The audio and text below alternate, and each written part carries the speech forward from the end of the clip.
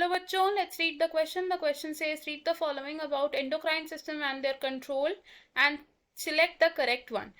A. Cortisol, a glucocorticoid hormone secreted from the zona reticularis and stimulates the carbohydrate metabolism. B. T4 and T3 thyroid hormones stimulate the process of erythropoiesis. C. Erythropoietin from the kidney used for erythropoiesis. D. Cortisol stimulates RBC production. Question में हमें कुछ statements दिए हैं about the endocrine system. हमें इन statement में से correct combination of statements को choose करना है.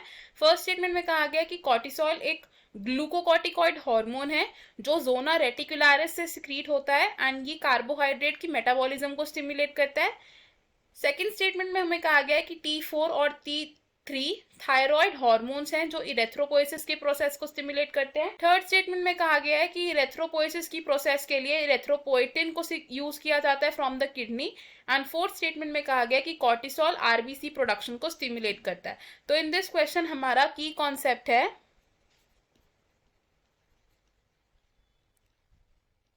Role of different. सबसे पहले बात करते हैं कॉर्टिसोल की. तो कॉर्टिसोल क्या है? ये है एक एड्रिनल हार्मोन. कॉर्टिसोल सिक्रीट होता है फ्रॉम एड्रिनल कॉर्टेक्स. अब एड्रिनल कॉर्टेक्स की 3 लेयर्स होती हैं. इनमें से कॉर्टिसोल की सिक्रीशन होती है फ्रॉम द मिडल लेयर और मिडल लेयर का नाम होता है जोना फैसिक्यूलेटा. जोना फैसिक्यूलेटा. तो हम क्या बोल सकते हैं कि कॉर्टिसोल का रिलीज कहां से हो रहा है? From the zona fasciculata layer of the adrenal cortex. अब कॉर्टिसोल का रोल क्या होता है? कॉर्टिसोल रेगुलेट करता है वाटर एंड इलेक्ट्रोलाइट बैलेंस को. Regulate water and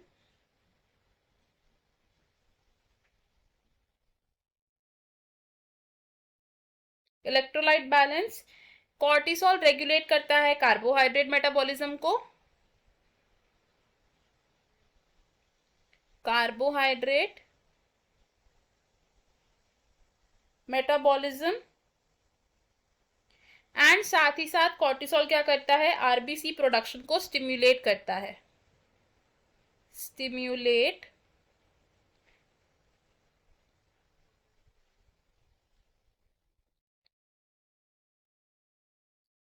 red blood cell production. Second hormone होगा हमारा T4 एंड T3 हार्मोन्स. ये क्या है? दीज आर थायराइड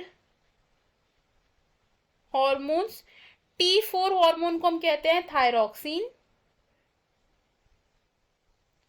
और T3 हार्मोन को हम कहते हैं ट्राइआइडोथायरोनिन.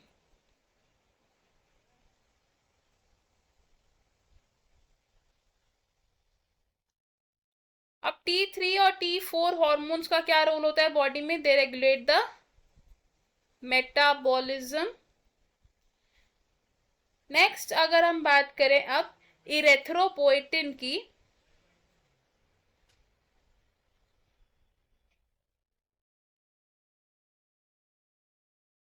तो इरेथ्रोपोइटिन क्या है? यह है एक पेप्टाइड हार्मोन और ये पेप्टाइड हार्मोन कहां से मिलता है हमें? From the kidney. और इरेथ्रोपोइटिन क्या करता है? It is involve in the process of erythropoiesis.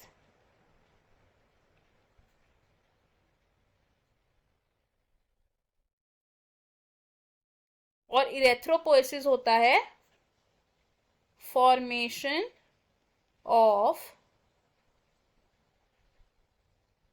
Red blood cells. तो हम क्या बोल सकते हैं? इरेथ्रोपोइटिन को यूज किया जाता है फॉर इरेथ्रोपोइसिस. अब हमारे पास जो स्टेटमेंट थी इनमें से हम बोल सकते हैं कि जो हमारी फर्स्ट स्टेटमेंट है वो रॉन्ग स्टेटमेंट है बिकॉज कॉर्टिसोल जोना रेटिकुलारिस से रिलीज नहीं होता. It is release from zona fasciculata.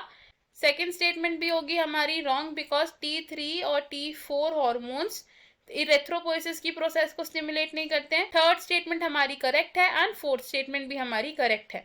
तो इन दिस क्वेश्चन हमारा जो करेक्ट आंसर है वो होगा ऑप्शन डी। बाकी के ऑप्शंस क्यों रॉन्ग है, अब ये देखते हैं। ऑप्शन ए से A and B option wrong होगा बिकॉज ए और बी दोनों ही इनकरेक्ट हैं। ऑप्शन बी भी रॉन्ग होगा बिकॉज बी स्टेटमेंट हमारी इनकरेक्ट है। एंड ऑप्शन सी भी रॉन्ग होगा because A statement is incorrect. तो in this question the correct and final answer is option D. I hope you understood it. All the best. Thank you.